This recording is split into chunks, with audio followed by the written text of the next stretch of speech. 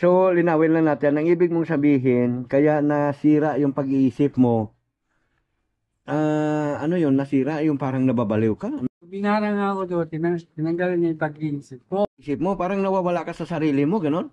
Oo, Ay, ganon. Pero nung mga nakaraan, parang 2 buwan kang hindi naligo ah. kasi babad ako sa araw. Ano yung parang may naikwento ko sa akin dati na nagpakasal ka sa Manika? Ano ba yun? Ay, binarang ako dito sa Manika. Ha?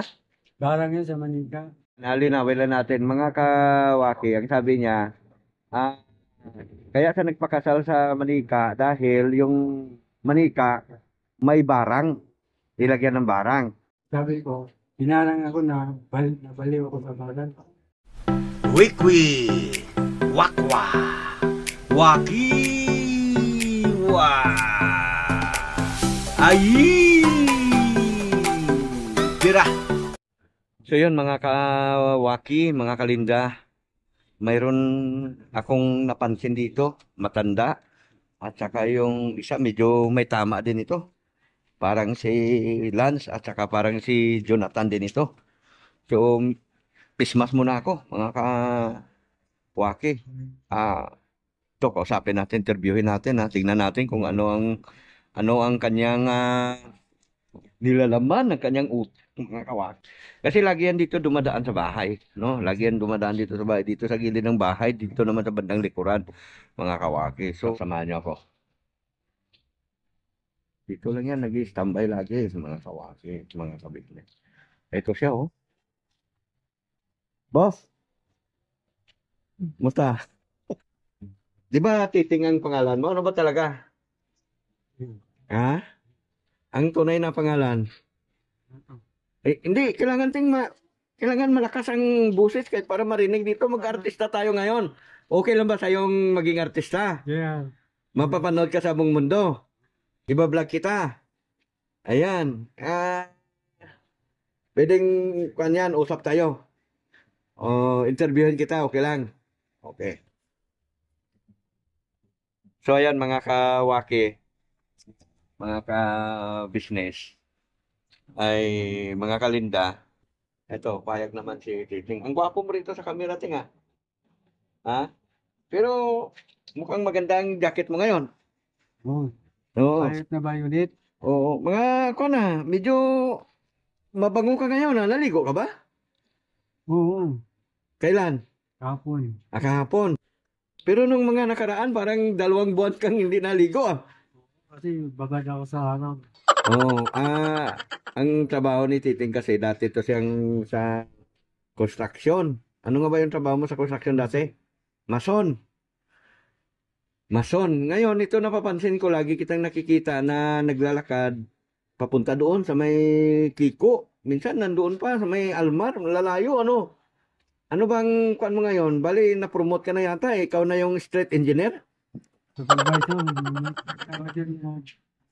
Ha? Ikaw na. Akong Cubao eh. Hanggang Makati, Milito. Matindi. Lakad lang yun? Lakad lang yun. Charles Landro. Bakit nilakad mo yung ganun kalayo? Tingnan ko lang yung mga magagandang tanawin doon para malaman ko. Yung mga building doon? Mga bagong building. Kasi ikaw nga yung kuan, ano? Ikaw na yung supervisor. Oo. Abay, kakaiba ito. Walang sinabi dito si Lan saka si Jonathan, ah. Mga kawaki at saka mga business. Teka lang, Tan. Di ba paborito mo saging? Hmm. Oh, so bigyan kita muna ng saging para maganda yung usapan natin. Oh, ayan. Salamat. Oh, tama yan, manibalang pa yan, ha? Subukan mo nga kung medyo matamis. Subukan mo isa. Ayan, saging lang ang okay na si Titing. Titing na lang tatawagin ko sa iyo. Tamis pala. Ha? Tamis. Matamis. Hmm. O yun, alam mo bang nakukuha ang sustansya dyan sa saging? Alam mo? Ito, magaling pagkain. Pampabusog. Pampabusog. Bukod sa pampabusog, ano pa? Di maganda yung pag-iisip na mawala. Ganun ba? Pampabusog. Yun palang pagkain ng saging. Ibig sabihin, pag nakakain ka ng saging, lumilinaw yung pag-iisip mo? Pag-isip eh. Ha? Ayun ang pag-isip tapos tapos yung saging. Diba? Saka lumalakas yata yung boses kapag nakakain ng saging. Oo. Maganda yung boses to. Ayun. So, ayan. Saging lang. Okay na si Titing. Ano? Ting, okay lang tanungin kita ng mga bagay-bagay. Yung mga kan ba? Personal na mga bagay-bagay. Kasi, ah, medyo matagal na kitang nakikita dito na dumadaan-daan. Ano? Ah, wala ka bang asawa? Yeah. Dati meron, Pilipino, wala na. Dati mayroon. Ngayon naghiwalay na kami, wala na asawa. Magkalibin lang kayo. Pero, nagkaanak ka doon? Ilan? Ma, 5? wala na, kasawan na. Ano yun? 5 taon ang edad o 5 piraso talaga? 50 years kami nagsama, tapos kasawan na siya. Ilan years? 50 years, tapos hindi 50? kasawa na. 50 years? Ba medyo may edad ka na pala ngayon Oo. Oo. Pero ang edad mo ngayon, ilan na? Nasa nagdatan na, 61. 61. 50 years kayo nagsama, so ibig sabihin ay 11 anyos ka lang, nag-asawa ka na. O baka nagkamali ka lang ng tansya.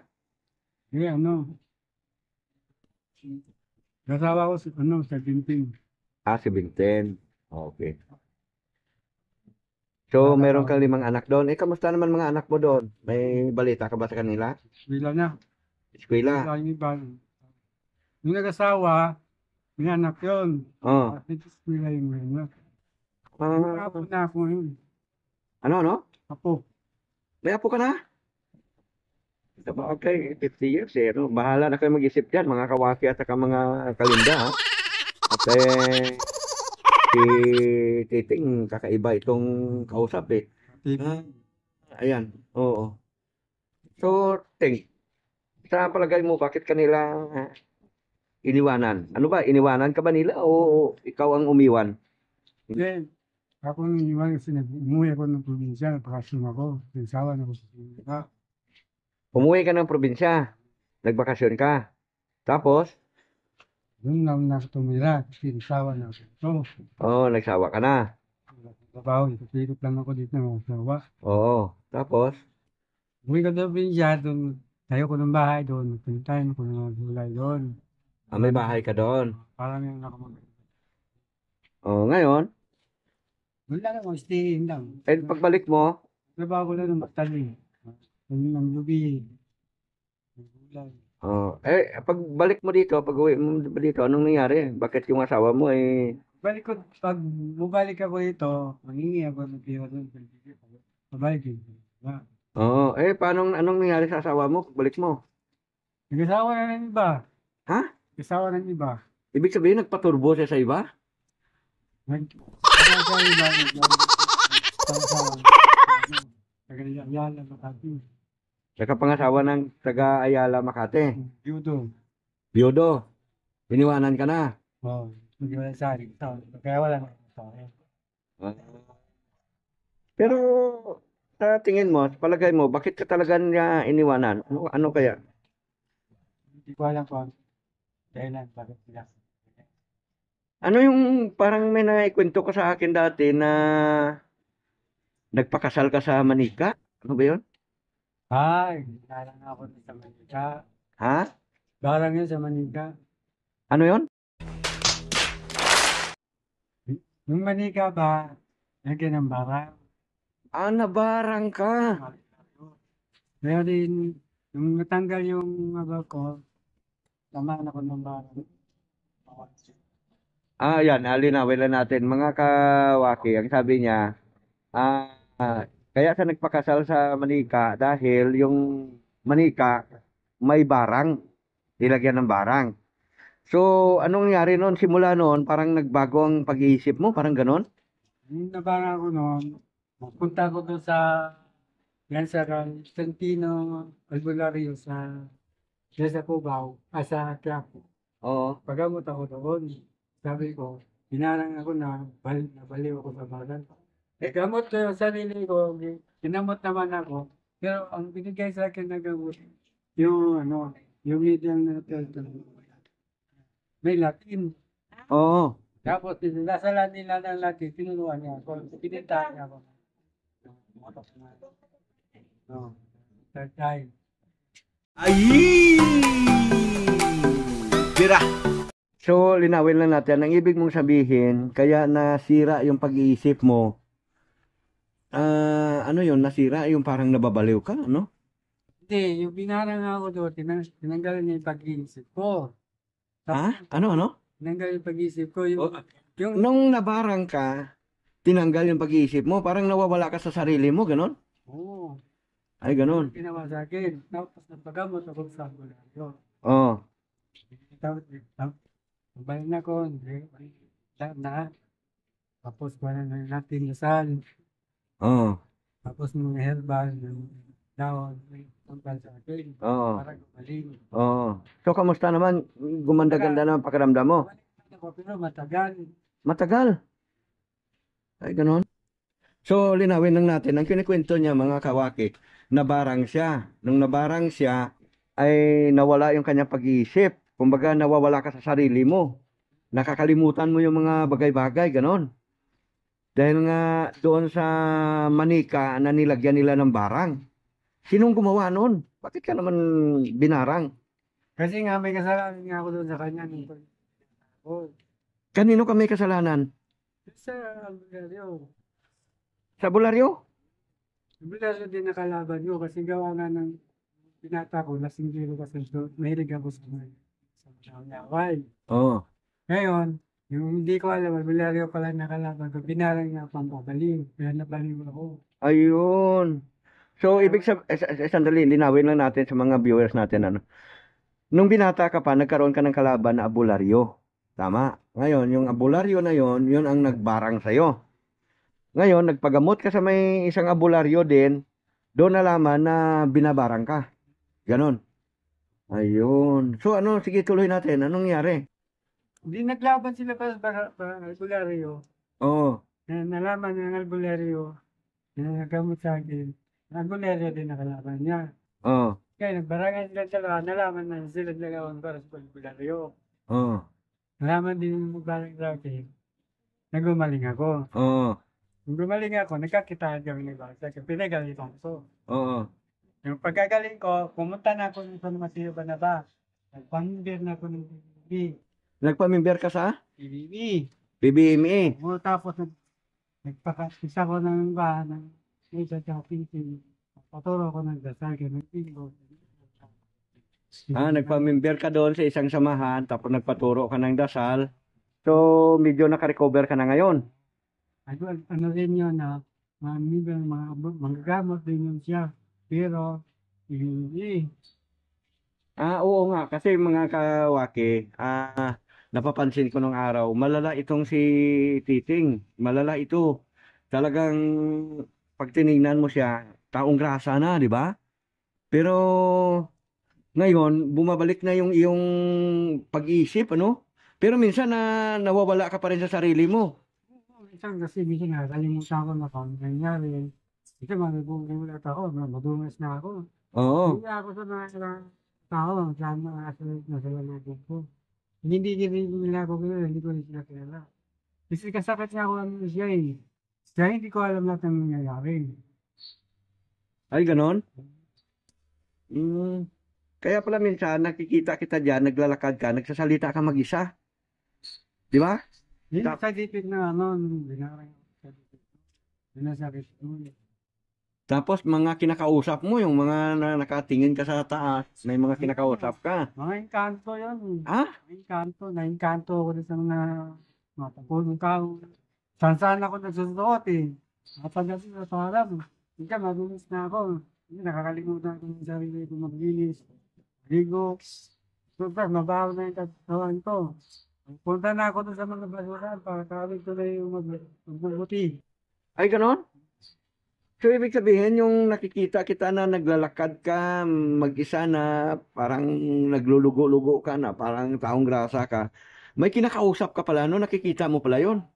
Oo, mga kanto yun. Ano naman lupa yun dyan.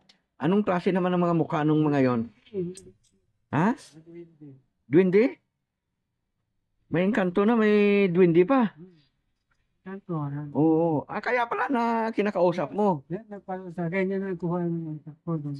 Ganyan sa punong kahoy ng pagulatan. At yun, binintang pa. Yung tayo ako. Kaya wala na akong sa Sa sarili mo. Naging baliw ka. So, bukod pala doon sa mga abularyo na nakalaban mo, na mambabarang, mga mangkukulam ang tawag doon, di ba? Ay mayroon ka pang nakikita ng mga engkanto, mga maligno, duwende. Kasi magugulat ako sa ibabaw. Ayun, tulungan sa akin, may sinakaw. Gusto mo ano, lipad, mga pang, mga aswang. May aswang ba? Pwede kasi ito. Pasada po, Grace Cañete. Oh.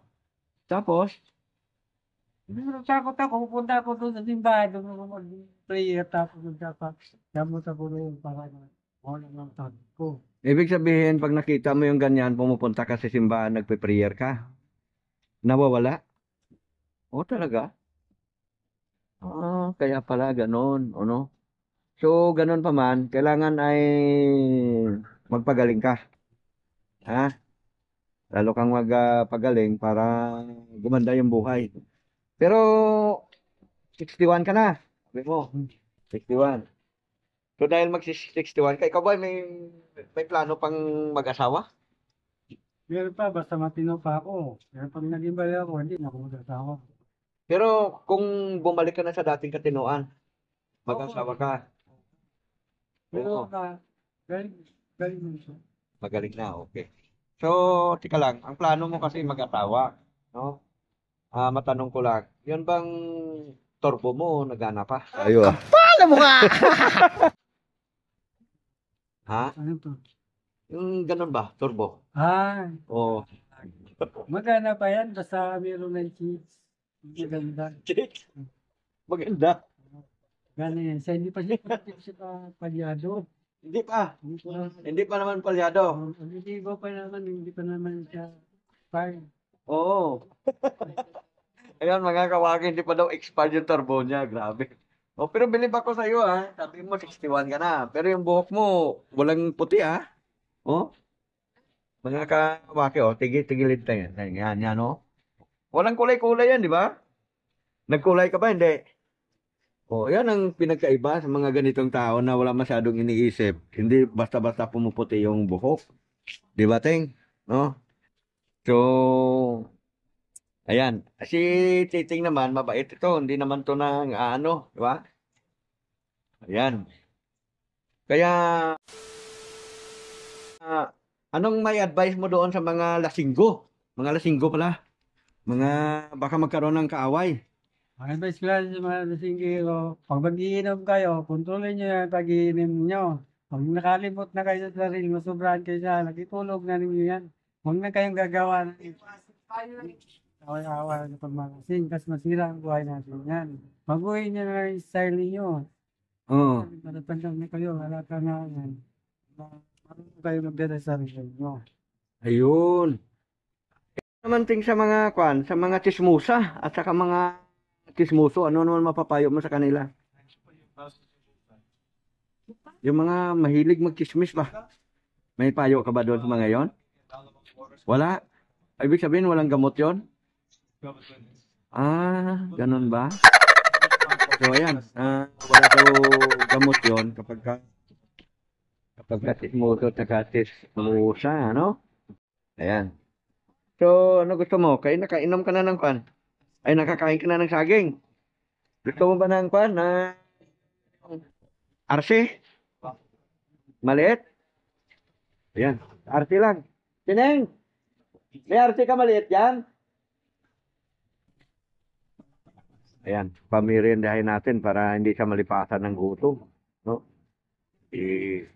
Titing. Yun. Napunta muna tayo dito sa sundahan. Ten! Ah, RC maliit.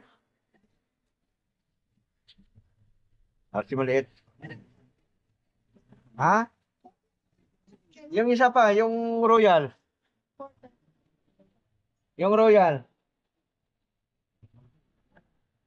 Ah, Royal. maliit. Oh, basta maliit lang. Painom tubig kay titing ko kay nag-vlog kami. Ha? Okay na yan. Ay, nining.